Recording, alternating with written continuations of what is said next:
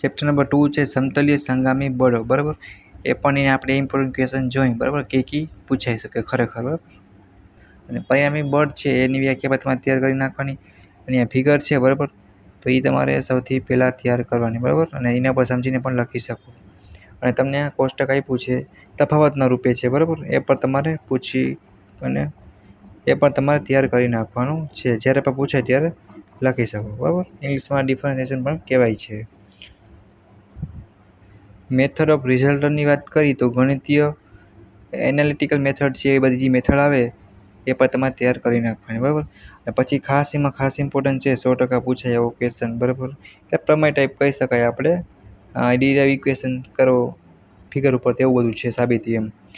ફિગરના કરી નાખવાનું અને સાબિતી પણ આપી દેવાની, બરાબર. નેક્સ્ટ ટોપિક છે વસ્તુમુક્ત રેખાચિત્ર ફ્રી બોડી ડાયાગ્રામ છે, બરાબર.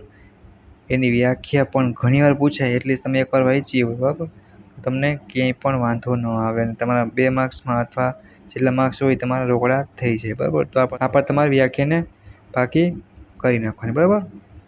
પછી બળનો ત્રિકોણનો નિયમ છે એ પણ તમારે કરી નાખવાનો. પછી ગ્રાફિકલ રીત પણ કરી નાખવાની છે. બળોના બહુકોણનો નિયમ છે, પોલિગોન લો ઓફ ફોર્સ, એ પણ કરી નાખવાનું છે. પછી સમતલીય સંગામી બળોના સમતોલનની શરત છે એ પણ કરી નાખવાની છે, બરાબર. અને ટાઈસ પૂછ્યા છે, બરાબર. તો આ પણ તમારે તૈયાર કરી નાખો ઇક્વિલિબ્રિયમના, બરાબર. જે લોકો ઇંગ્લિશ મીડિયમમાં છે એ ગુજરાતી મીડિયમમાં છે એ પણ પોતાની રીતે ક્વેશ્ચનને યાદ રાખી લે, બરાબર.